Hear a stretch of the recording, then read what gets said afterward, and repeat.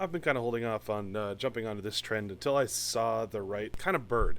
I was not really interested in building one of these God mode or 360 camera drones because it's just a lot of work to kind of get everything compact into one special, one small little package, and I didn't want to like have like a stripped down Insta360 or anything like that. So when Beta FPV reached out to me about trying out the X Night 360, I definitely had to take them up on it. This is the packaging that the drone comes in, and if we pop it open, come on, buddy, boop, you get the drone itself. Now, you can see that the drone is got this really, really condensed, flat profile so that the camera itself, the lenses, can actually stick out between these two plates so that all of the pieces of the drone are going to be invisible to the stitch line, which means that you're not going to see anything but open air. So the drone will be hidden between the two lenses of the camera. And this is the camera that this bird is designed for. This is the Insta360 1R, and if you take this apart, take the battery off, now this is the full camera that's going to be set inside here, and you can see that there's this width that between the lenses the camera can't see. And if you look at the drone compared to the camera, this width is slightly bigger, so it's going to fit in there, and these lenses are going to peek out from both sides of the frame so that everything that is part of the drone is going to be completely hidden from the camera. Not only did Beta FPV send me the drone, but they also sent me a couple of their custom designed extra thin batteries that are also going to be small enough that they're not going to be seen by the drone itself or by the camera itself. So these batteries will perfectly fit on here and underneath the camera. Included with the custom T-mount propellers, which are going to actually screw into the motors, and you can see that the prop is below the actual line of the frame so that the prop itself is invisible. They sent this little guy. This is a little right angle USB-C adapter that has a beck in it, and there's a little plug on it that's going to connect to this little plug here on the drone and be able to power the camera off of USB voltage. So this guy will essentially plug in there, and now you don't need the battery for the Insta360. Pretty awesome. So before we get too far down the road of getting the camera installed in there and getting all tested out, let's plug in the drone. Let's get it in the air, do a quick test flight with it. This one is running on analog. You can see the analog camera is down in here, and see if we can make sure that this drone is ready to fly. As I've just gotten started setting this thing up, I've noticed that the USB port is pretty much fully inaccessible. It's down in here, but there's no way for me to get that connected without having to take the whole thing apart. So that's really unfortunate. I also noticed that on the Beta 85X, the same kind of system where you have to like actually take the whole thing apart just to get to the USB. And you know, I'm going to tolerate it right now, but in general, that's pretty unacceptable to me. I have to be able to access the USB without tearing the whole freaking drone apart just to work on it. So let's get this top plate off. We'll get it plugged in, dial in our rates, get it bound to our controller, and get in the air.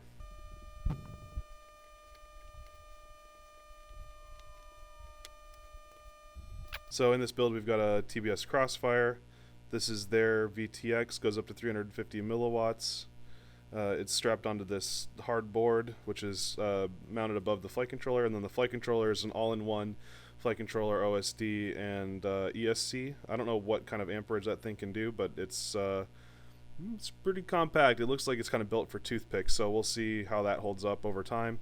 Then you've got this nice little XT60 mount so that it's again hidden underneath the top canopy, and then you've got your VTX antenna. This looks like it's obviously right-hand polarized, so that should be a pretty cool combination for all that. Then we've got these awesome looking 2004 3000 kV motors for this. That's pretty aggressive kV for 4S on a 5-inch prop. I guess these are pretty skinny 5-inch props, so maybe that won't be a problem like I'm thinking it might be. But yeah, that's a pretty sweet combination. So we'll get this plugged in to beta flight, get everything bound up, and get it in the air. Just doing a little dry fitting for the camera itself. So camera sits in here like that. You can see that the lens is kind of peeking out the bottom. You can see the screen there. Although I'm going to turn that around because the screen looks a little bit, this side is a little bit bigger than the bottom side. So that's seated nicely. And then this seats over top of it. So now I have access to see the screen and interact with the screen here on top of the bird. And everything's going to be locked in place as soon as I can get these carbon fiber side plates lined up. But one thing that I kind of wish they had a little bit of foresight on was that this little rubber protector comes for the lenses of the 360 camera, which are really subject to damage. I wish they would have kind of planned for this to be able to fit over top of here a little better. It kind of protects them, but it's a little bit close to coming off, so I don't know how good that will be in the long term, but at least you can kind of partially protect those lenses, which are, you know, the hardest part to replace. So looks like we're good to go with that. Gonna just get on to binding.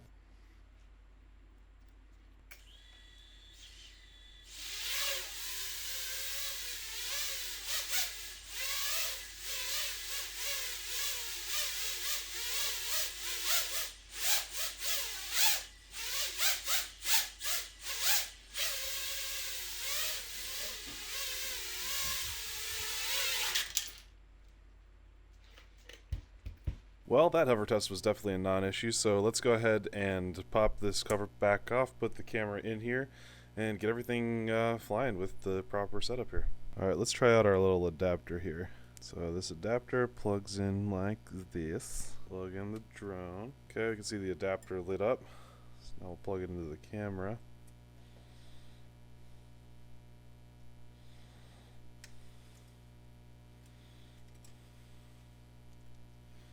Attempt to power it on. Holy cow, that is so cool. I know that's a really simple thing, but just having that, you know, not having to carry around the extra little battery, which, you know, it's not heavy, but it's more weight especially like way up front. That's a really nice to have kind of feature. I'm stoked about that for sure. Okay, so I've intentionally not formatted the card in here because I want to make sure that I can actually do it once it's inside the drone. By using the touchscreen, so I'm setting myself up for some annoyance on purpose, just to see if it actually works out the way that I want it to. Taking our top plate back off, setting the camera down inside the drone, and put the top plate back on carefully. Put the USB right angle in, which just barely clears the prop there. Work these carbon plates into place. Tell you what, you'll not want to do this very often. You can probably hear Kylo chewing on his ball in the background. What are you doing? What you doing? Being a silly boy. Alright, I'm gonna put this thing on here so that we don't have too much pressure on the lens, and voila, we've got a camera inside of a drone. How neat is that? It's perfectly level. Okay, so let's go ahead and just power this on and turn it on. Look at that. You can see its shadow right here, but we'll turn the drone sideways. Okay, let's get this card formatted first of all. SD card format, yes, go ahead. It's really hard to reach the back button up there. Alright, so now if I look around on this, there's no drone anywhere. I should be able to see the battery. Yeah, there's the battery dangling. But you don't actually see any drone. So like if I look off to this side, which is over here where my finger is, finger disappears and then reappears, but you never see any propeller. That's insane. It's invisible. Cool. Alright. Well, what do we say we give this a quick hover test here in the garage? It's dark out, unfortunately, so we can't do anything more than that, but holy cow. That is so cool. Making sure that the lenses are all nice and clean, and start recording. Okay, drone is now recording everything in every direction. I guess we'll just take off from the couch so as not to hurt that lens.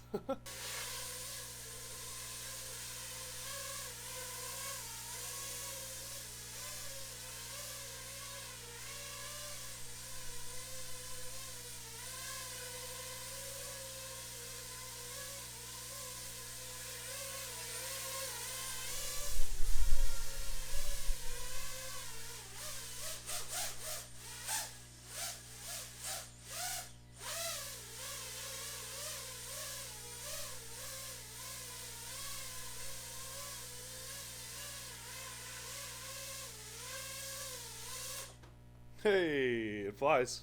I mean, it wasn't necessarily flying amazing, but maybe it's acceptable enough, especially considering you'd mostly not just be doing like acro flight, but just kind of like hanging out in the air around it.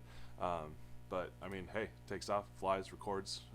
Let's take a look at that footage. End recording. Recording finished, saved, and powered down. That's cool. All right, let's see if we can get this card out. So taking out that thing. And then got the card out this side. Money. Look at that. Always got to put our little lens protector back on, and boom, all good. So now that you've seen this footage once, I wanted to play it once in full screen and just kind of point out some of the little things that I don't super duper like about 360 footage, especially when you have the seam lines straight sideways. At the very center of the screen, you might occasionally see a couple little hiccups, little things where you can kind of see like little blips happen that are a result of this seam line, and that's the kind of stuff that prevents me from using 360 footage all the time. I love the ability to pan around and change where the camera is pointing, but like watch the bar where the microphones are hanging. You can see it gets a little bit squirrely there. And just stuff like that kind of turns me off to 360 footage sometimes. So cool, but we're getting there. Since it was dark out the night before, we weren't able to do any test flying in the day, so fast forward to the next day, we're taking the drone out into the driveway to do a little test flying so the dogs can watch it, hang out, and attempt to chase down the 360 quad. This is really the second time it's been in the air. The first time was only for that hover test. So let's get in the air and see how it does. I also really wanted to include some DVR on top of the 360 footage so you can see, one, that I'm having some trouble with the video, which we'll talk about in a second, and second, how big the difference is between what you're seeing in the DVR and how much the quad is tilting and turning and tipsy-turvy and all that stuff compared to how awesome flow state on the Insta360 turns out. It just still blows my mind every day that the drone is like halfway sideways and you're looking at the footage and it's just like, hey, it's level still. What the heck? Well, that's not off to a particularly good start. I don't know if you noticed in the DVR, but like video was cutting in and out on this. Like in slight, small throttle blips, the video would completely cut. I lost OSD and video. It looked maybe like the camera was failing and not the actual VTX, because it would come back really quick, like it was video or like it was the pass through from the VTX or from the OSD or something like that. Really annoying. So that's one big problem. The second problem was the camera itself is a 16:9 camera, not a 4:3 camera. And I fly on 4:3. My goggles are 4:3, so everything was kind of warped, and it just made it really hard to see what was going on. And then finally, in that little bit of a crash, the camera actually came disconnected from the lens. So like because of the split format of this camera, the brain actually came disconnected from it. Looks like I also lost a screw up here, so that was probably part of the problem. But I mean, those are three pretty big, I don't even know if this is recorded at this point, so those are three pretty big issues just for the first flight. So we got to figure out what's going on and see what's wrong. Gonna get this all plugged in, torn apart, figure out why it's failing like that. It's probably some just stupid thing that I did, I don't know, but that's a pretty big issue here from the beginning. So I'm just going through to swap out this camera. Again, 4:3, 16:9, that's my fault. I'm not specifying to them, but I found that this is loose and there's already a screw missing there. So I'm going to go through and Loctite everything, because apparently all of my screws are going to keep falling out. So, yeah, let's get it done. Actually, I lied. Apparently the screw did not fall out, it actually broke. Screw broken off inside of that standoff.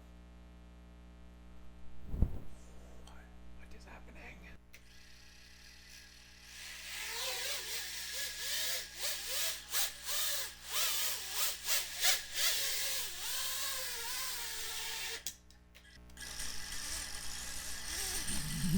Hear that? That's a bent bell. This guy. I don't know if you can see it, but that guy's super bent already. First flight. Well, at this point, I think I'm going to put this project on hold.